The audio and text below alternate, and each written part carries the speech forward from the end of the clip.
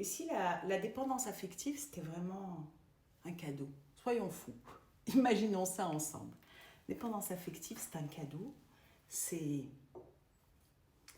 que tu vives dans cette 3D, dans cette dimension, dans cette matrice, que tu vives tout ça pour te rappeler qui tu es.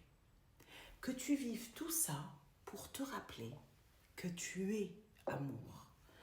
Que tu vives tout ça dans tes tripes pour être bien incarné, bien présent, bien dans le ressenti, et que tu aies besoin, pour t'en sortir, de te relier à cette part de toi que tu as juste oubliée, qui est bien plus grande que toi.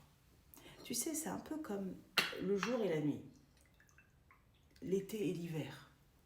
C'est un contraste. Et comment on pourrait se rendre compte qu'on est amour si on n'a pas le désamour? Comment tu peux jauger? Comment tu peux jauger ta joie si tu ressens jamais de la peine? C'est pas possible. Et on serait arrivé sur cette terre comme ça, avec ce bain d'amour, et on ne se rend pas compte que c'est normal, on paraîtrait... on serait complètement... Alors déjà qu'on n'est pas adapté, quand on est hypersensible, multipotentiel, qu'on a cette sensibilité, cette dépendance affective. Et des moments où tu te dis, mais je ne suis pas adapté moi à cette terre, mais alors si tu arrivais sans le contraste, ça serait pas possible, quoi. Ça serait toujours perché, enfin tu pourrais même pas prendre conscience de tout ça. Et c'est ça qui est assez incroyable. Donc si on imagine qu'on vit tout ça parce qu'on est amour, que c'est pour enlever le voile de l'illusion, comme quoi t'as juste oublié que t'es digne d'être aimé. T'as juste oublié que t'es lumière, que t'es même un travailleur de lumière, et que t'as te reconnecter à ta lumière. Pour te reconnecter à ta lumière, et ben t'en baves. Et t'en baves dans ta vie affective, amoureuse, familiale, amicale, peu importe. Chacun a son lot en fonction. La dépendance affective, elle se manifeste pas seulement dans la relation amoureuse, même si l'amour, ça englobe tout ça. L'amour avec un grand A.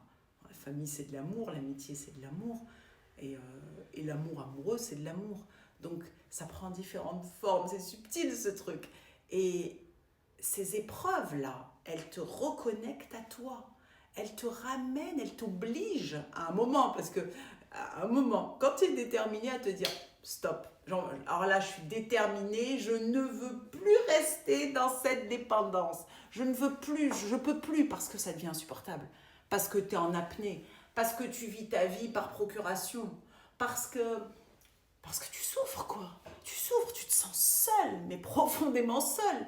Et donc cette dépendance, quand tu arrives à la voir, hein, moi j'ai mis des années avant de la voir, alors que je suis thérapeute depuis 14 ans, donc c'est subtil, parce que tu sais bien que paradoxalement dans la vie, bah, tu y vas, tu es entrepreneur, tu es battant, tu es battante, tu es courageux, tu es résilient.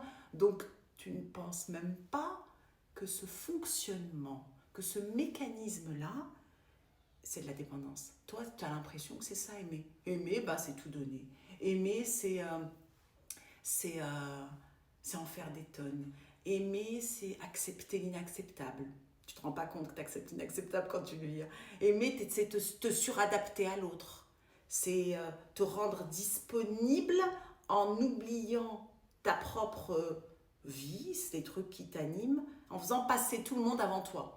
Au travail, tout ça. Souvent, ça se finit. C'est souvent lié. Alors, je dis pas que tous les dépendants font des burn-out, mais ça va avec cette essence. Parce que quand on en fait trop partout. Donc, on en fait trop dans le boulot aussi. Ça va avec, quoi. C'est le même ADN, on va dire. Et donc, une fois que tu vois que c'est pour pouvoir, tellement t'en souffres, que t'es le profil anxieux, tu sais, l'anxieuse dans le couple, moi je suis thérapeute de couple si tu ne me connais pas, c'est celui qui est sur le dos de l'autre, celui qui est en attente, celui qui a la trouille d'être abandonné. Que ce soit l'anxieux ou qui va se mettre avec un évitant, un fuyant, qui lui va qui va être plutôt tourné vers l'extérieur que vers la relation. Les deux, on se fuit. Il y en a un qui est sur le dos de l'autre et l'autre qui part. Bah, c'est parce qu'on vit ça qu'on peut prendre conscience qu'on a besoin de revenir là, à nous, qu'on a besoin de revenir à l'intérieur, qu'on a besoin d'apprendre, on ne sait pas le faire, on ne c'est pas le faire vu qu'on est arrivé avec cette blessure de rejet ou d'abandon. À ne plus se rejeter, à ne plus s'abandonner. Mais les deux, hein, l'anxieux et l'évitant. C'est plus subtil chez l'évitant. Nous, c'est le manque, là, il est viscéral. C'est un puissant fond, ce truc. Et une fois que tu comprends que ça te